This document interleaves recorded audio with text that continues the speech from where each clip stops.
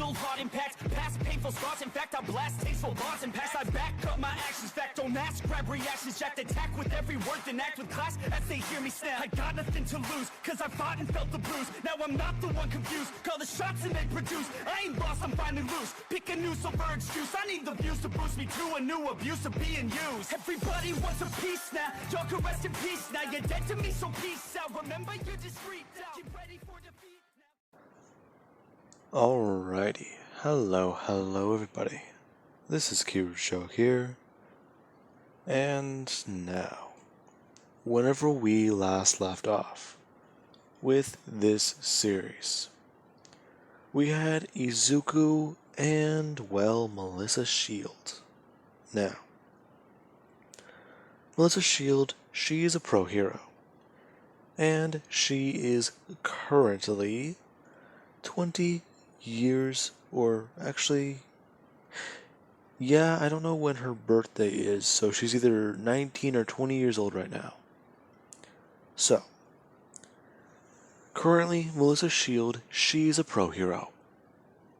And she, in the last part, stopped a bank robbery with her familiar, a giant white wolf, which has been announced to the public and given the name Fenrir. Now, along with that, it was discovered that Midoriya, he can possess Fenrir and get out of the sword. Now, Melissa was quite surprised by that, along with Midoriya, who was ecstatic. For the first time in millennia, he could breathe, he could feel, he could eat. He could do almost everything a human could do.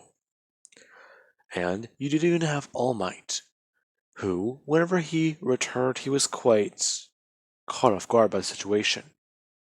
Now, with that being said, Midoriya, he soon returned back to the sword after some ground rules were set by Melissa. Now, with all that out of the way, somebody was watching Melissa, and they were waiting for an opportunity to attack.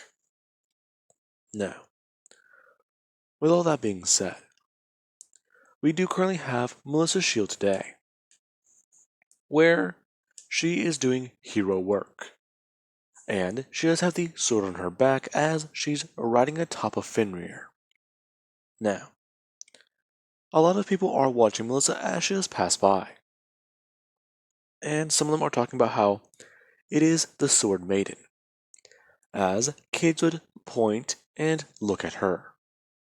Now, Melissa does bring up her left hand, and she does actually wave, saying hi to a few people. And people are excited and happy about that. Now, Melissa should tell Midoriya, who's currently possessing Fenrir, that right now they need to get to the Hero Association building. And they need to find out what's been going on about some strange cases that have been reported. Are you sure about that? Yes, I am. Melissa brings her hand up to her chin, talking about how she's been requested to help with this because it could be Stain. However, no one has really heard about him ever since he got free from Tartarus. Yes. I do not understand that human. Well, you see, something happened whenever his convoy was being moved. He was going to be taken to a different prison, but they attacked. We're not really too sure what happened, let alone who authorized the transfer for him. It seemed like someone wanted to get him. And I'm not really too sure if we can really say for sure. Alright, now, Melissa Shield, she would actually get up to her hero building. As after that has happened, Fenrir does begin to shrink down. Melissa bending down and picking him up. Her asking Midoriya to please jump back to the blade. As Midoriya, he would do so. Now, as she does, she actually does pet Fenrir. and scratch him behind one of his ears as out of her pocket she would pull a doggy treat and give it to the puppy. Now, she would walk in, as people do see her, and somebody would come walking up to her as they are asking her about this specific case. Now, Melissa is sat down, and she's able to see what's going on, as she does drop the file in front of her and open it up. Her beginning by pulling a stack of papers out of the way and then beginning to look over some photos. Now, she's told specifically that these photos aren't for the faint of heart. However, because of her particular skills, she should be at least somewhat used to seeing what she's about to see. Now, Melissa, she sees a photo. It is of a hero's body covered in wounds. And another one, it has a hero completely chopped in two. And going over more and more of them, you begin to see a pattern. These heroes were killed by a sword. And she can tell exactly why somebody brought her onto this case, as she does begin to read over the files that are listed below. Now, after a few minutes, Melissa, she would actually look up and ask exactly if they've already noticed a pattern. Actually, that's just it. Many of us theorize that this could be Hero Killer's stage resurface. But the problem is, well, some of the patterns we've seen connect to before he was taken out of Tartarus. Wait, so you mean this is a mimic or a copycat? No, it's not that. The blade's a different design, we know that much from, well, a coroner report. And even then, it seems like it's just unintentional. Or we believe it might be intentional, aren't really too sure. As many as 2 or 3 bodies pop up every day. But today we've only found one. And from what we can tell, they mainly attack around the hero, then listing down the times. As it is around 7 to 3 in the morning. And Melissa does talk about how she's not really scheduled for a night shift, but she might be able to do that. However, with her changing her schedule, that does mean that she's going to have to go on a, well, you know. The hero saying that they do understand, and that the specialized task force that she's being assigned to, it actually does have a few people she might be familiar with. Now, this is whenever people do walk in. You have Mirio, Tamaki, and Nejire, along with a few people from the 3rd year class she graduated with. Her going to stand up as she would walk over.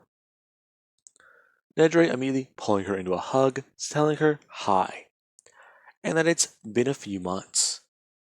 Now, Melissa would pull back, as she does say that she's been a bit busy, and that it's not just that. Oh, come on, Melissa, please, we should hang out more. Besides, you're always too serious. Come on, especially since you've, well, manifested that weird thing. Yeah, sorry. I've been trying to do tests on it myself. I think my quirk's beginning to get stronger again. Nejire, Tamaki would start. That doesn't explain the lightning thing. Yeah, sorry, that's kind of new. I just started producing sparks. Really? Well, yeah, okay. I somewhat understand it. Your quirk's being weird like mine, right? Yeah, it is. But don't worry, Tamaki, I'll be fine. Besides, I just gotta learn to control it better, you know? I'm starting to get my quirk stronger than my physical body, so I just need to start lifting more. Okay. if you ever need to have a workout buddy, just call one of us, alright? I will. Don't worry about it. Her turning to see Mirio, asking how he got stuck with all them. Hmm? Oh, me? Oh, come on, Melissa, you know me. I requested this mission. Besides, all of us together again, it reminds me of UA. Come on. It's us, the big four, you know? Now, somebody would state that are they forgetting everyone else in the room? Hmm? Oh, sorry. It just, it feels nostalgic. Hmm? Yeah, it's good to see you again, Melissa. Her saying hello to the extras, saying their hero names and asking them how they've all been doing, since she hasn't seen these few people since UA. Now, you do actually then have where everyone does sit down and begin to discuss the plan for today, as Nedre does take notice to Fenrir, and she immediately just begins to lose it, as she does ask Melissa about her dog. Now, Melissa would explain it, as people do assume she found the dog with a quirk, and began to train it.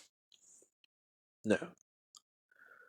Melissa, she does have to make up a fake story, since she's never revealed to them about magic existing.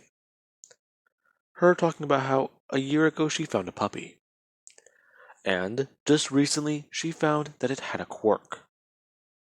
And it's not even just that. He actually responds very well to commands. This being where Melissa in her head, she does go to tell Midoriya to please jump into Fenrir really quickly. Now, Melissa, Midoriya, we do cut to him. Him sitting down in the sword as he's cross-legged meditating. Him opening his eyes as they do begin to glow blue. And he jumps into Fenrir.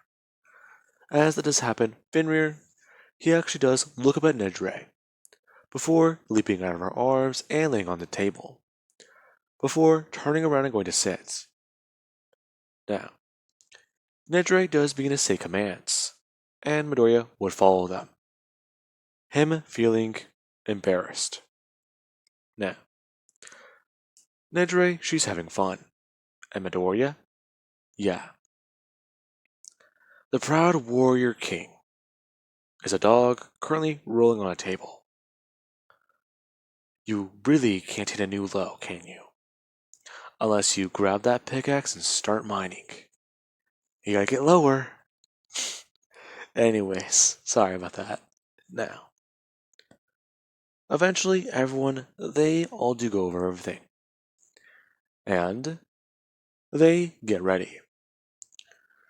Some heroes, they go to try and take a quick power nap, since if they're going to be up for all night looking for this hero killer, they might as well get some rest in to be on high alert. Melissa being no exception, as she does take a seat on the couch with her sword at her side and Fenrir laying on her lap, as after catching up with some of her friends, she does eventually fall asleep. A few hours later, the task force does head out and begin to break up into patrols. Now, we do have Nedre and one of her nameless friends from UA, who they do team up. Now, we'll give this character the name John for right now.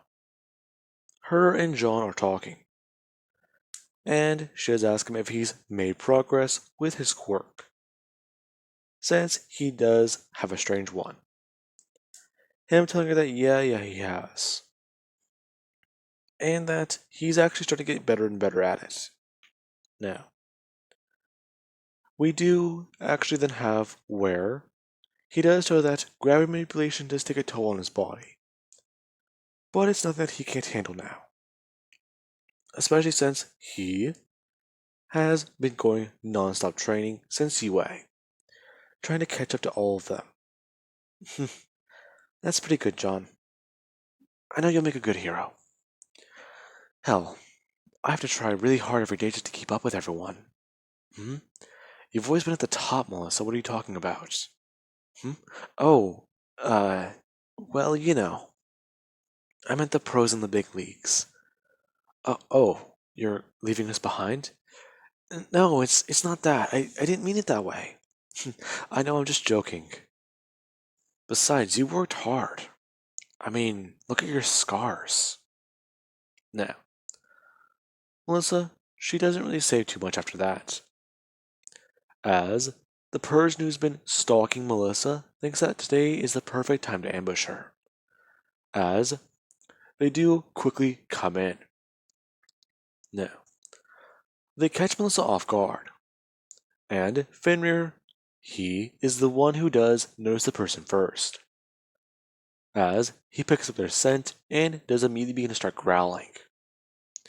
Melissa turning to focus on the dog as the person attacks John, them coming down swiftly and cleaving him in two with a giant sword. Now, John, yeah, he's killed almost immediately on the spot with a giant blade. Now, after that has happened, you have Melissa who does go to grab at her side and pull her blade, as she quickly does activate One for All at about 10%. Now, she does rush forwards, and her sword clashes with the one of this man, as the guy goes dragging backwards with his feet. And Melissa, she does just bring up her sword and look at the guy with one arm, her turning her head to see John, who he is currently having his eyes glaze over. You bastard. Now, Melissa, she does go to charge up her heroic spirit, as Fenrir does begin to glow and grow in size. Midoriya jumping into the wolf as he does go to charge forwards. Melissa doing so as she does go to bring the blade over her head and swing it downwards fast. The hero killer surprised at Melissa's strength advantage, along with the speed, since for 1 second he lost pure sight of her, and he was able to at least predict where her blade was going. Melissa smashing down and, well, clashing metal with this man's sword. Now, sparks do fly as Melissa does see the blade. It is huge, and she's wondering how this guy can carry it.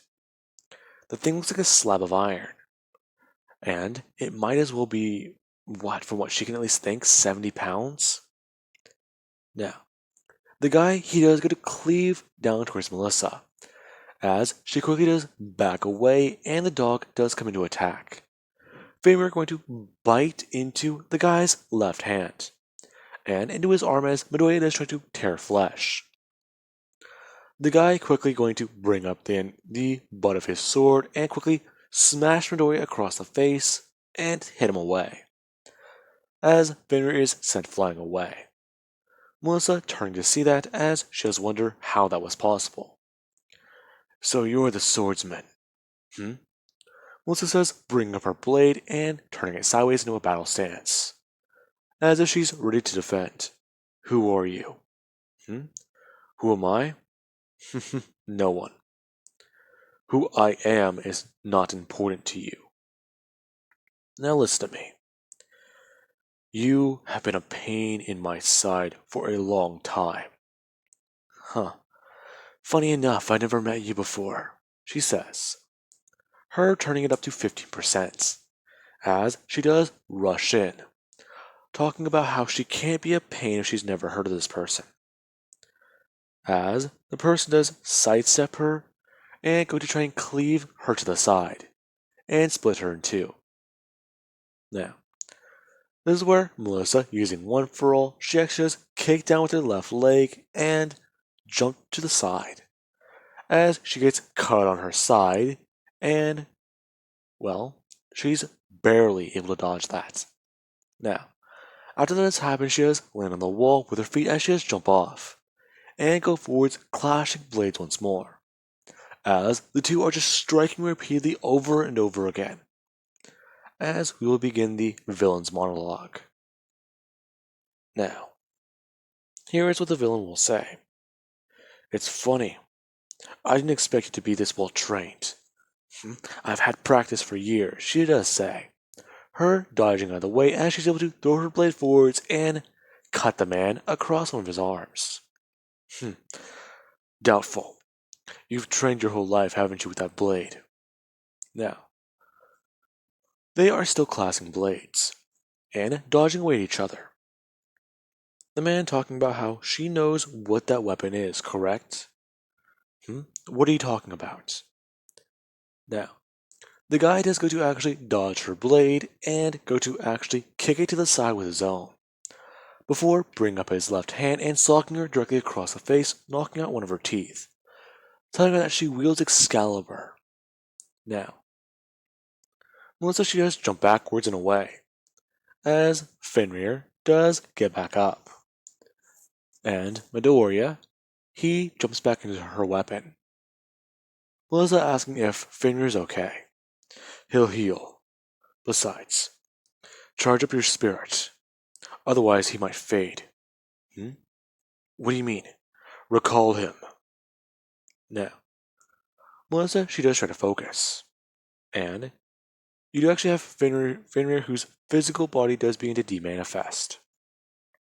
Now, she does ask if he's going to be alright. He needs time, now focus.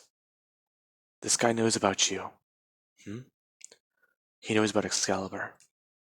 Now, you do actually have the swordsman who does bring up his blade and point it directly at Melissa.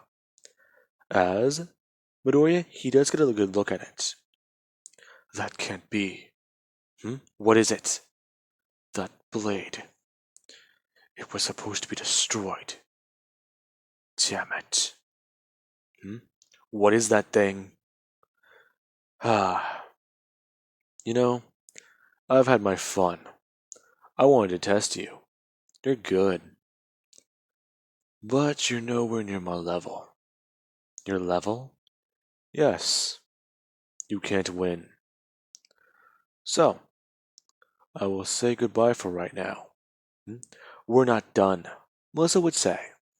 Her bringing the blade backwards over her head as she has charged it to 25% one for all, and go to rush forwards and attack. Midoriya telling her to stop, and to stay away from him. Now, Melissa is surprised, as she does actually hesitate for 1 second and stop forwards, as the guy would bring up his hand and go to swing the blade as hard as possible. A shockwave being sent towards Melissa as she loses her footing whenever he smashes his leg on the ground, her being blasted away and sent flying down the block. Now, 3 blocks shake as this guy stepped on the ground with so much force. Now, we do then have Melissa, who she does get out of a building she was thrown into. And we do have Mirio and many other people, who they come running up asking her if she's alright. Her getting up, as she has mentioned that she'll be okay. Where's my blade? Oh, it's, Mirio looking around as he does see it on the ground, telling her that it's right there and pointing. Her getting out of the rubble and walking over to pick it up. So, where's John? He's gone. What? The hero guy caught him. He took us by surprise. He took down John and then we fought. What? You guys fought? John's dead? Yeah. Fuck. We didn't even expect it. We should have been on guard. Damn it. He knows people are hunting him. It's all my fault. No, it wasn't, Tamaki would say. Now, Melissa would look at Tamaki, as he does continue to talk. We expected to encounter him tonight. We know he exists, right? Did you get a description of his blade? Hmm? Yeah, it was weird. Let's begin to describe it. The blade is something that no normal person could wield with two hands, let alone one that the guy was swinging it. Now, Melissa, she does then head home after official reports have been given, and John is taken away.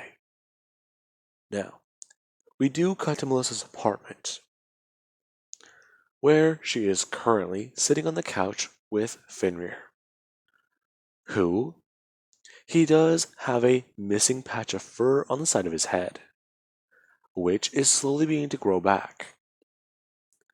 Now, Midoriya, he's sitting, well, inside Fenrir. And Melissa, she is asking him exactly what that weapon was. That blade is something I thought I destroyed long ago. What was it? It's dangerous. It's evil. It corrupts your very soul and eats you alive. Didn't you say Excalibur can do the same thing? No. Excalibur's different. I've used Excalibur in combat, yes. But that blade wasn't made for combat. What do you mean? Excalibur was the blade I trained with as a young man. It was different. I lost Excalibur for some time. I used a weapon with overwhelming force against an army one day. That blade spilled so much blood before I even got my hands on it. And it's very, well, steel. Whatever metal it was forged from has taken so many lives it very well may as be a devil's sword. What? Yes. I, well, used the blade for a year, or sometime around that much. And whenever I finally let go of its blade and reclaimed Excalibur, that sword manifested something dark and evil. What? Yes. I've battled many opponents who hold that weapon, and they are consumed by it. You know how your blade gets power, the same way you increase in strength? Yes, I do. You're running on heroic spirits. That blade, however, it's running off the user's soul. What? Yes. Excalibur runs on spiritual energy, which you will produce, and you have a near endless supply of it. Every single day, you recharge your stamina and everything else. Your will to fight is the most crucial thing you have, correct? Yeah. That blade before I picked it up in combat was used to execute people. You raise it up, and you cleave it down heavily. Enough force to take a head in a standing position, and just some simple momentum. That blade runs on the soul of everyone who's ever wielded it. Its strength is something even I can't comprehend. Wow. What was the blade's name? Clarent. It was given that name from somebody. Now, with that being said, I do believe that this is a good point to leave this off of. And before I do leave, I've looked into the sword before by the name of Clarent. I'm changing up what the sword is in this timeline. Because as I have explained, as time does pass, the legend would change. The person who told it would tell it a different way. Now, I'm aware Clarent isn't a devil's sword, but I'm making it that way for the purpose of this what if. Now, with that being said, I do hope you guys enjoyed. Have an amazing night. I'll catch you guys in the next part.